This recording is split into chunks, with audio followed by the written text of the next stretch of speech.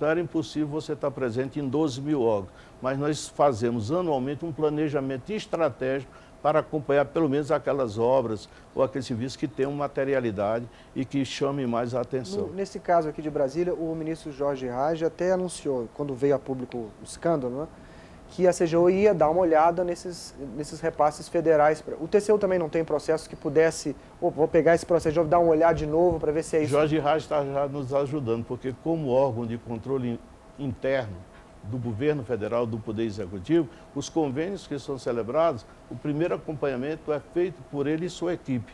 Quando ele detecta a irregularidade, ele nos passa já para julgamento. Então, nós procuramos até evitar, como se diz lá na minha terra, lá no Ceará, chover no molhado.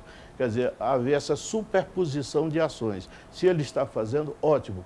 Já vou desviar minha atenção para outras ações que não estão cobertas pela atenção do trabalho dele. Agora, com relação a esses convênios, há muitas denúncias de má aplicação desses recursos envolvendo instituições e entidades que muitas vezes ficam fora do controle do Tribunal de Contas. Por exemplo, os sindicatos.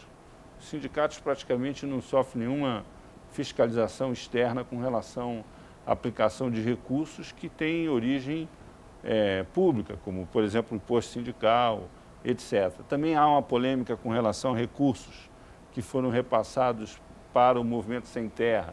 Como o tribunal está acompanhando isso? O que o tribunal pode fazer, o que ele não pode fazer? Naquilo que a legislação nos assegura fazer a fiscalização, porque há casos em que a legislação nos impede de atuar, mas, por exemplo, no caso de ONGs, dessas entidades que são repassadas recursos, nós atuamos firmemente, temos várias auditorias, responsabilizamos já vários gestores, aplicadores desses recursos, porque, em verdade, quando você falou no caso dos movimentos sem terra, os convênios são celebrados com cooperativas que repassam para ações no movimento sem terra. Então, isso tem sido acompanhado pelo tribunal, dentro daquela linha de ações em que a materialidade exige a nossa presença. Eu conheço já de vários processos que foram realmente instalados, processos de auditoria que foram instalados e já muitos deles concluídos com sanções, e a partir daí é uma outra questão que eu sempre tenho lutado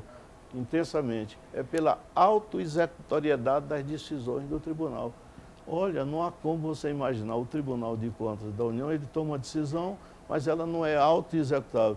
Então, nós nos valemos, tem sido um apoio prestimoso da AGU, que vai demandar na Justiça para tornar aquela ação efetiva, quando ela podia se executar naquele momento. E a AGU, agora nós estamos avançando até... Houve um caso famoso das filantrópicas, de repasse de verbas para entidades filantrópicas, que virou um escândalo.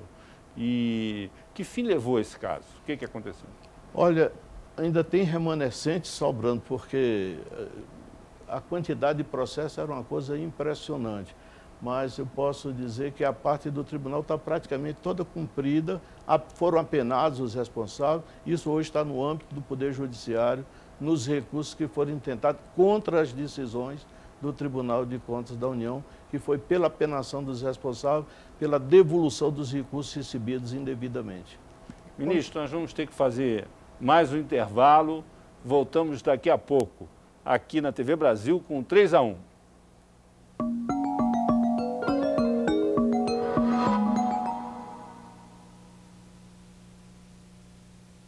Estamos de volta com 3-1 aqui na TV Brasil. Nosso entrevistado de hoje é o presidente do Tribunal de Contas da União, ministro Biratã Aguiar. Participam dessa nossa conversa, nesse terceiro e último bloco, o jornalista Daniel Pereira, do Correio Brasiliense, e Francisco Leali, também jornalista do jornal O Globo. Nós vamos abrir esse bloco com mais uma pergunta de telespectador. Como o senhor avalia o governo do Lula do ponto de vista ético e da corrupção? É uma pergunta em que ela tem um misto de política, pode ser interpretado, e uma outra parte de administrador. Eu entendo que o Tribunal de Contas cabe analisar contas, e isso faz de forma muito clara, muito precisa, e os nossos votos estão aí para demonstrar, as auditorias estão aí para falar. não quero me imiscuir naquilo que não é competência nossa. Para isso, há um conselho de ética instalado para falar sobre ética.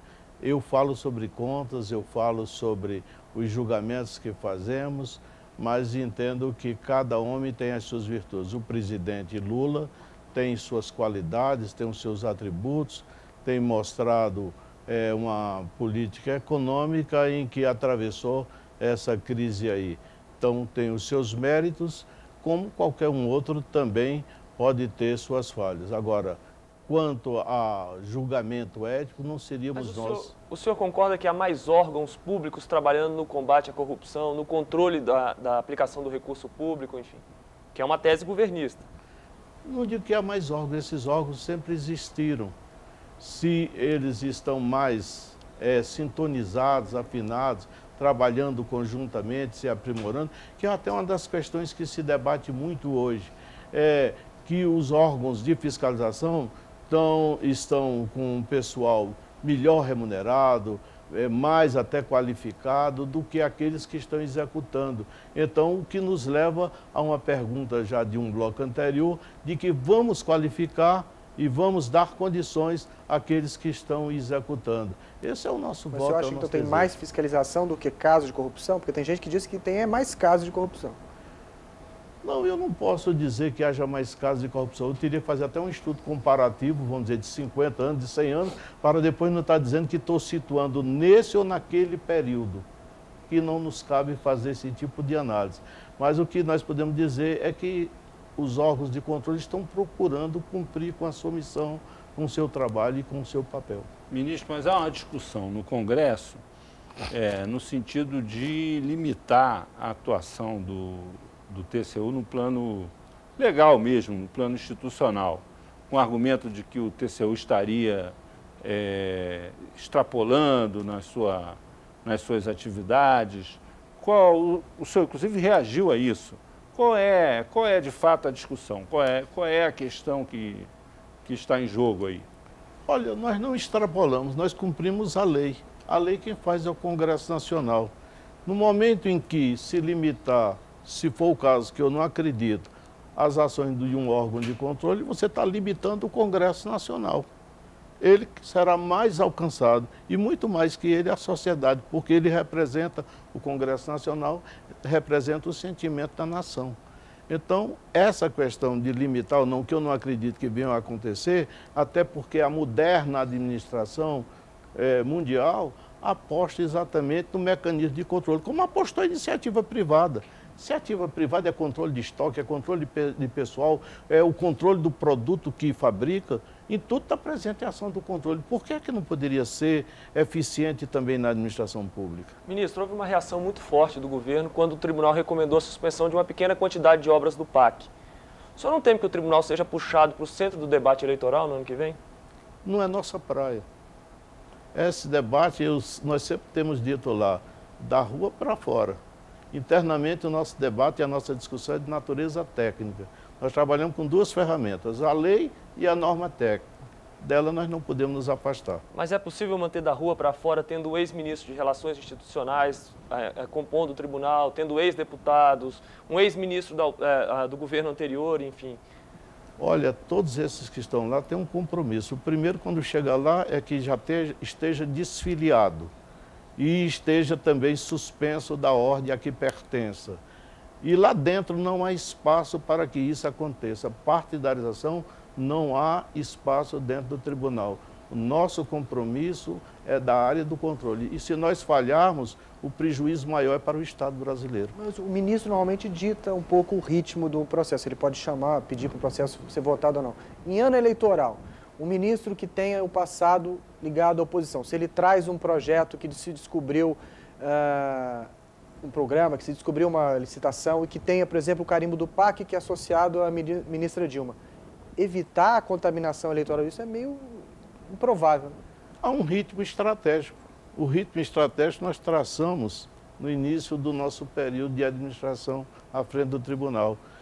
Em 31 de dezembro de 2010, só podem restar os processos de 2009 e 2010.